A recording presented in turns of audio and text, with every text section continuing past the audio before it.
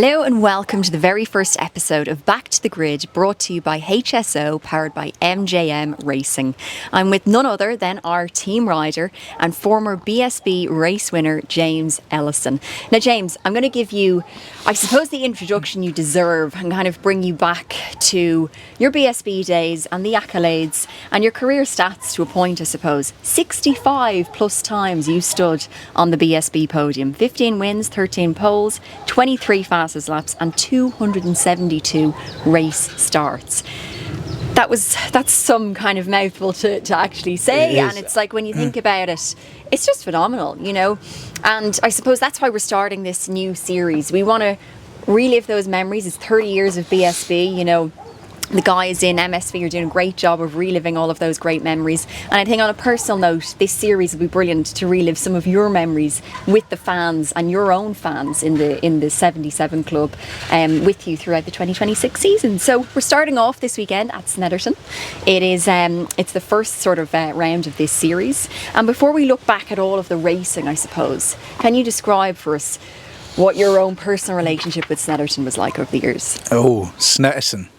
I think we touched base on this yesterday or the day before, whatever it was, but bad luck, you know, and I don't want to say bad luck because you make your own, but yeah, it just always seems to be, we go there and we're quick. Like, I actually love the place. I love the Snetterton 300. The old circuit didn't used to have the sort of infield section, and now the new Snetterton 300, it's got a lot more character to it, because it's quite a flat, wide circuit, so there was never any character. So when they changed and put the infield in, I started to excel there and I absolutely love the place. And we're always quick there, but we didn't we got a couple of podiums in BSB, but I felt like we should have done a heck of a lot better every time we went back. It was just one of those places where we were quick all the time, and then for whatever reason, bar a few podiums, there was always something happened in the race, whether it be electrical or a crash or a combination of the both, or yeah, I think there was one year I remember, actually in 2015, I think it was. I went out and we were quick on Friday practice, and Brooksy used to like to lead the grid first every time. Every time we opened pit lane, Brooksy was gone first, and I used to like to try and play a game with him and try and get there first. So me being me, trying to be cocky, I left the grid first and I thought, right, he's not catching me, and I dropped him on the first lap.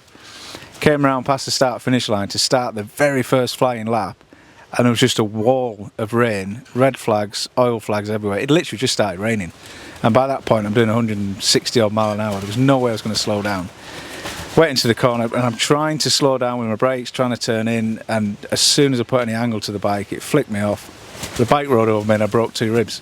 Oof. And I was like, are you kidding me? You know, it's one of those circuits that, like I said, we're quick and I enjoy it, and it's a great little place, but we just never seem to have any luck there. So fingers crossed we're going to change that this year. 2014, let's rewind. Throughout your career, you've had some memorable weekends, you know, here at Snetterton, and like you've just alluded to there, bad luck sometimes. You know, you'd start off with a promising sort of few results, but 2014, you really seemed to be at one with the team, with the bike. You came away with a second and a third. I think you said to me last night you were on a string of thirds, and then you made that progress into the second place. So kind of let's relive that weekend a little bit. Yeah, so 2014, I was with the JG Speedfit or GB Moto team. Mark Smith Halverson was the boss there. Absolutely, honestly, what an amazing 3 years. I had 2014, 15, 16, and 14. The start of the year, I think we had 6 podiums on the bounce. You know, I just felt comfortable in the team. It was like a little family to me.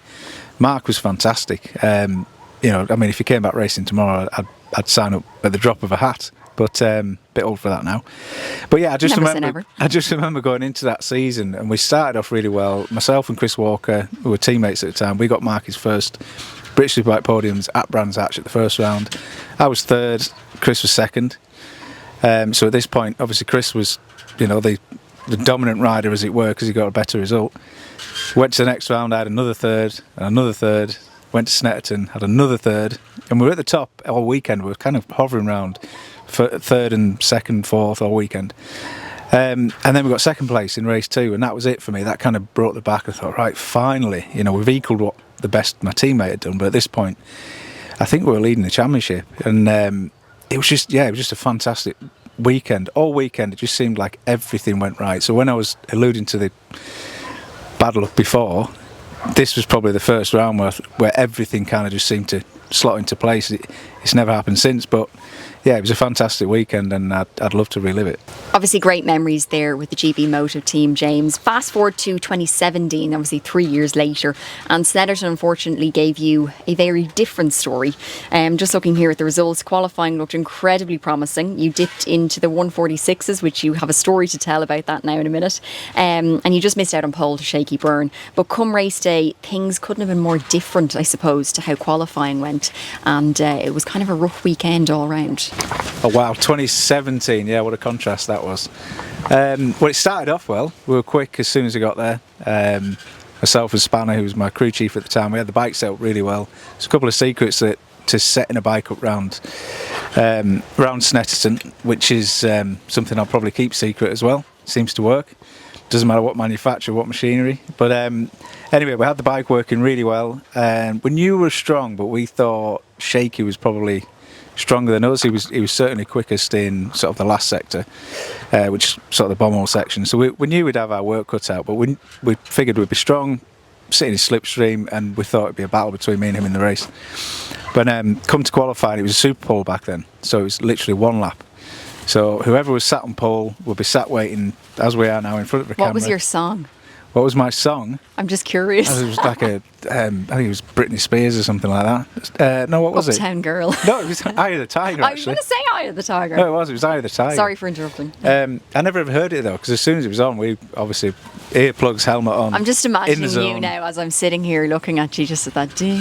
I'm only saying Britney Spears because I remember when, just completely off subjects, when I won the European Superstock Championship years ago, and I went to go and pick the trophy up. It was at the NEC, big awards. I was like 20, I think. Award ceremony, Foggy was there, Troy Corser was there, all these celebrities were there, people getting up, these awesome songs coming on. And then Britney Spears, Toxic. I don't think I've ever told you this. Britney Spears, Toxic came on, and then that was me. That was my walk-on tune. Does that scar you to this day now? Yeah, so anyway. But going back to better times, qualifying, I remember going out in Superpole, and I thought, right, just stay relaxed, the bike works, everything's good, just hit your markers. And that's all I was thinking, was hit the markers. We've obviously we've got lap times on the bike, so the only way we've got of knowing what we're doing is what lap time we're doing. We don't know what the guy did before, we obviously don't know what the guy's going to do next. I was second to last up, so at this point Leon Haslam's there, arms folded as usual, in front of the camera, fairly confident. He'd just done, I think, a 47 flat, which was pretty quick. I don't think many people had done low 47s all weekend. And I went out, and I remember after on our dash, sorry, just to explain, we have our 4 splits, the same as what BSB do when you look at the timing sheets. We have that on our dash, so I can see that I've improved on my time, or if I've gone slower. And it was, the first sector was green, it was 0.000 whatever. Second sector green, next one was green, and it was going up, and I crossed the line, it said 46.5, and I thought, that's got to be it. There's no way that anybody's going to beat that. Came in, and I remember Spanner's face, and he doesn't, Chris Anderson doesn't, he doesn't smile that often, unless you tickle him under the chin. But I came in, I just saw this massive grin on his face, and he just looked at me and went, "Nobby," and I thought, that's it, we've done it. So we're sat there, and I thought, right, Shaky's next, he's obviously going to be close. You were kind of breathing sort of calmly, like, just chilling out. Nobody had done a 46, so to do a 46.5, that was like half a second under anybody, quicker than anyone had done. So then Shaky goes out, first sector red, which means he was down on me, second sector slower, third sector slower, crossed the line and did a 46 flat. So he'd somehow managed to find well over half a second. I think it was about 8 tenths on me in the last sector through the bomb hole. There's only 2 corners. So, but yeah, we still couldn't stop smiling, It was just like, fair play. He came in, give him a big hug, and I was like, mate, you deserve that. And that was it. That kind of set the weekend up. I thought, right, we're confident. Me and Shaky, whole race. Me and him. Haslam's going to be there. Always is. Because I think 3 U's lined up kind of front row, didn't you? Yeah, you were going off second. You were, you were. It might have been confident. O'Halloran, actually. I don't know if I remember. It could have been O'Halloran third. But anyway, yeah, we got away on the line quick. Set off quick. I can't remember what lap it was. I was going down towards what was it called? Not Agostini's. I think it is Agostini's. The left-hand hairpin, like turn 3 or something, and the bike just stopped. engine just completely stopped. O'Halloran nearly went to the back of me. I pulled off the grass, and I was just like, you've got to be kidding me. And just to rewind a bit, that whole weekend we were having a few technical issues with downshifting. So when I was going down the gears, we have like what you call an auto blip. So it's like when you're going up the gears, you don't need to roll off or use the clutch, you just hit the gear lever, it cuts the engine and blips it for you. Okay. And we were having this issue where it was kind of double blipping, so we were having a few sort of technical gremlins. Anyway, we kind of... Nothing though, sorry, that No, qualifying kind of showed up that you were going to be concerned for the race. This No. was kind of unknown territory when this happened in race 1. Okay, so bring us then to race 2. So then race 2, thought, right, we need to redeem ourselves. We've come here, we've been one of the quickest all weekend. Your lap time though in race 1 secured a front row grid Yep. position for race 2, am I right? Yeah, back on the front row again. So we thought, right, just forget about race 1. It happened. We fixed it. We figured out what the electrical problem was. That's gone. The downshifting auto blip thing, that was fine. Or we thought it was. And then second race, I can't remember what position I was in, but we were certainly up in a podium position. And I remember coming round into the last corner, and I downshifted. So I selected my gears, and all I was doing now was tipping into the corner. And as I got just to the apex, just before the start-finish straight, it just blipped again, completely out of nowhere. So of course it just took the front. It's all on the data, because I thought they're not going to believe me. They're going to think I was pushing too hard. But I came in, it was there on the data, and I can remember this like it was yesterday. So we basically left Snetterton with absolutely 0 points. And we'd gone... Just such a positive, like broke a lap record, only for Shaky then came and put a hard graft in. It was so positive, and I suppose like you alluded to earlier, it's just one of those tracks it's frustrating. Hey, yeah. So yeah, we're going to change it anyway. I always find it really fascinating hearing the stories behind the results, because as we both know, you look on TSL or a timing sheet and you literally just see numbers on a page, but you don't actually know sort of the rider's perspective and what was, dictating that result that particular weekend. So it's really interesting. But Snetterton as a circuit, from fans watching on, from TV, people watching on TV, long straights, sweeping corners. It looks straightforward in comparison to other tracks on the BSB calendar, but I am sure from a rider's perspective, it is absolutely not. It's a funny one, really, because it's obviously it's on an airfield. I say obviously, but people might not know, but it's on an airfield, so it's completely flat, completely open. So, like this, it's open to the elements. If it's windy, you know about it. If it's raining, you definitely know about it. If it's windy and raining, then generally they cancel it. Even if it's hot. Do you remember we were there a couple of years ago and it was just awful? Anything, it's just open to the elements. I mean, there's loads of times we've been to track days and even BSB rounds where they've not cancelled the round, but track days they certainly have cancelled it just because of the sideways rain. There's nothing to hide you from it.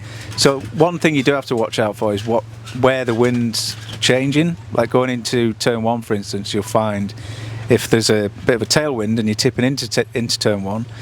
Certainly the lighter bikes, they have a tendency to either run you wide or even worse, pick the front up. So you have to kind of keep the front loaded. So you've got to really read the weather. The track itself doesn't really have any undulation. There's the bomb hole, which is the only part of the circuit which changes in height, and it's just a little dip. That's it. The rest of it's completely flat. So like I say, the wind is probably the biggest thing at Snetterton, and the way all the corners are structured, they're very late apexes, a lot of the corners, so the bike has to be set up completely different to anywhere. If you say, for instance, like the last time we rode would have been Donington Park, if we go there now, if I'd taken my British Superbike from Donington Park to Snetterton, generally it wouldn't work. Brands Hatch, Oldham Park, whatever. It's like a billiard table, so there's no bumps. So yeah, it's quite a tricky circuit to set up. It looks simple. It's like, there's a massive long straight, a couple of hairpins, and a little bit of a section in the middle. But there is a lot to it, and it's more down to the elements and the fact that it's so sort of all the corners are quite late. Fast forward to the current day with the BMW F900. Obviously, you cannot compare the F900 to a full-blown British Superbike, the speed being the main objective. But how, I suppose, going to Snetterton, would you approach a lap aboard a bike like the F900? To approach a lap on the BMW is slightly different. Only the fact that the bikes are, I don't want to say slow, I don't want to offend BMW. Well, they're and say 105 slow, brake horsepower, aren't they? So. In comparison to a Superbike, they are slower. Yeah. So One of the biggest things down the back straight that you could obviously lose a lot of time. So gearing, which we only have three choices. Say, yeah, it's going to play a As massive, you know, even you know what gearing they are. I know, even I know. Go on, what we're running? 44. Yeah, all there day you go. long. If you go to a 45, I'm going to say to you, no, James, no.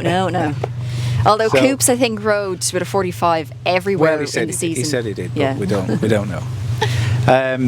But yeah, so the gearing is probably one of the most important things. And when I say gearing, obviously, the majority of us probably use a 44 because it's the tallest gearing and it's the longest straight. But it's where you select your gears. You know, it's in between all the corners in the complex area. Do you say, for instance, out of Agostini's, there's a tight hairpin second gear corner, and then it's a third, and it's as you tip in and you get on the smaller part of the diameter of the tyre, it'll start to rev more and may even touch the limiter depending on how you're riding it, how fast you are, how heavy or light you are. So do you hang on to that gear, or do you go and short shift to short shift to fourth and select two gears really quickly? So it's where you select the gear changes. So on an F900 it's really vitally important to get the right gear changes in between each corner.